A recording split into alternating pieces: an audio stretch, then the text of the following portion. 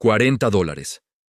Eso fue lo que pagué por esta laptop en un mercado de pulgas un martes por la mañana. Pantalla rayada, bisagra floja, cargador con cinta adhesiva en 3 partes. El vendedor me dijo que era de un conocido que ya no la necesitaba. Me pareció raro el tono, pero la batería cargaba y el precio era ridículo, así que la compré sin hacer preguntas. Llegué a casa, la enchufé y arrancó sin contraseña. Eso ya debió haberme detenido. Pero no lo hizo. Porque cuando la pantalla se iluminó, lo primero que vi fue un fondo de escritorio completamente negro, sin iconos, sin carpetas visibles, sin nada. Solo un archivo suelto en el centro, sin nombre. Solo una fecha, 4 años atrás. Lo abrí. Era un documento de texto, 42 páginas, y en la primera línea, como si fuera el encabezado de un informe cualquiera, decía: Operación Espejo Roto. Nivel de clasificación. Uso interno. Cerré la laptop. La volví a abrir. Porque, seamos honestos, nadie en su sano juicio cierra eso para siempre. Empecé a leer despacio. El documento no era dramático, no era como las películas. Era aburrido en la forma en que solo los documentos reales pueden ser aburridos. Lleno de siglas, referencias cruzadas a otros archivos, coordenadas geográficas sin contexto aparente y nombres reemplazados por códigos de 3 letras. Pero había algo perturbador en esa frialdad, porque entre toda esa burocracia seca, aparecía una frase que se repetía cada cierto número de páginas, casi como un recordatorio interno. El activo no sabe que está siendo observado. El activo. Una persona. Alguien que estaba siendo vigilado sin saberlo. Seguí leyendo. El documento describía lo que parecía ser un programa de seguimiento económico. No militar. No de narcotráfico. Económico. Monitoreo de flujos de capital entre entidades privadas y organismos gubernamentales en al menos 4 países de América Latina. Había tablas. Había capturas de pantalla de transferencias. Había cronologías. Y entonces entendí algo que tardé demasiado en procesar. Esto no era ciencia ficción. Este tipo de operaciones existe, ha existido, y tiene una lógica que, una vez que la entiendes, cambia completamente cómo ves el mundo. Aquí es donde necesito detenerme un segundo, porque lo que encontré en esa laptop me obligó a investigar algo que la mayoría de la gente nunca se pregunta. ¿Por qué los estados espían flujos económicos? ¿Qué están buscando exactamente? La respuesta corta es poder, pero la respuesta larga es mucho más interesante.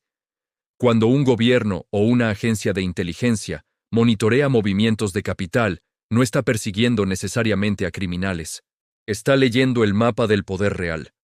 Porque en el sistema global actual, el dinero no solo compra cosas. El dinero es información. El dinero muestra alianzas, lealtades, vulnerabilidades. Una transferencia de $50 millones entre una empresa fantasma en Luxemburgo y un fondo soberano en el Golfo Pérsico le dice a un analista capacitado más sobre las intenciones geopolíticas de un país que cualquier discurso diplomático. Esto no es teoría conspirativa. Es la arquitectura básica de cómo funciona el poder en el siglo XXI.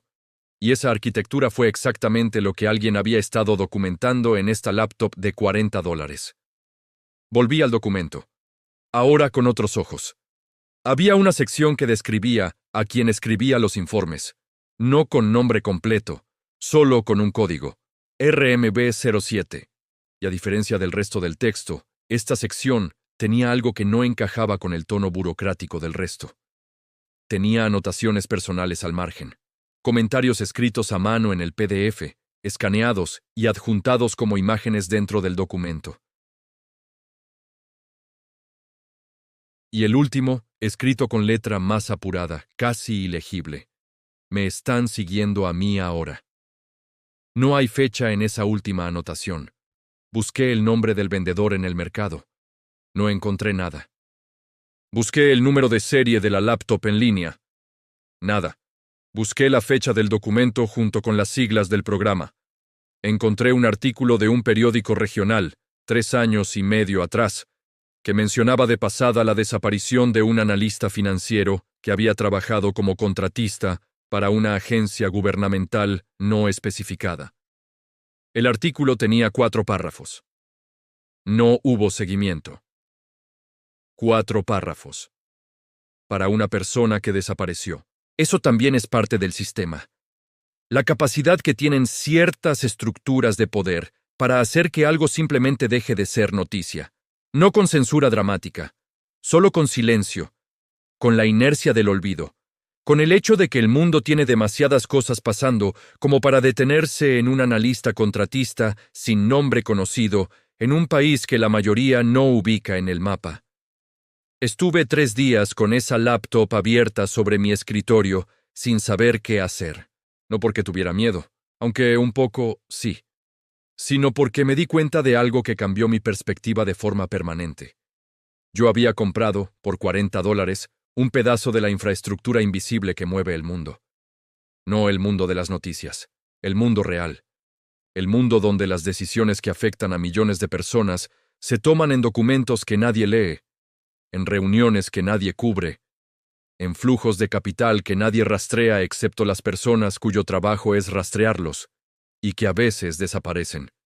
Eso no es paranoia.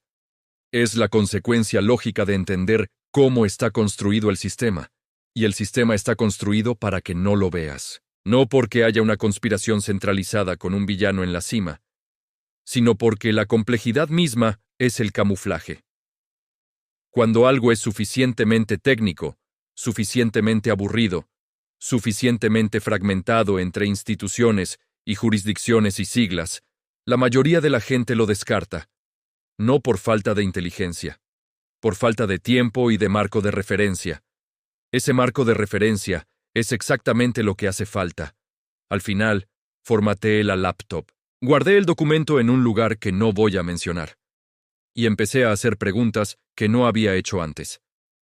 ¿Cómo funcionan realmente los flujos de capital offshore? ¿Qué papel juegan los organismos multilaterales cuando un país entra en crisis? ¿Por qué ciertos conflictos geopolíticos parecen resolverse y décadas después reaparecen exactamente en el mismo punto? ¿Quién decide qué países acceden a crédito internacional y bajo qué condiciones? No son preguntas de conspiración, son preguntas de arquitectura, de sistema, de diseño, y tienen respuestas. Respuestas que existen en informes públicos, en decisiones del FMI, en resoluciones del Consejo de Seguridad, en los estatutos de tratados comerciales que nadie lee porque tienen 400 páginas y están escritos en el lenguaje más eficientemente opaco que existe. Pero cuando alguien te las traduce, cuando alguien te muestra el plano, en lugar de solo describir el edificio, todo cambia. Eso es exactamente lo que hacemos aquí. Si llegaste hasta este punto del video, ya tienes la curiosidad necesaria. Solo te falta el mapa.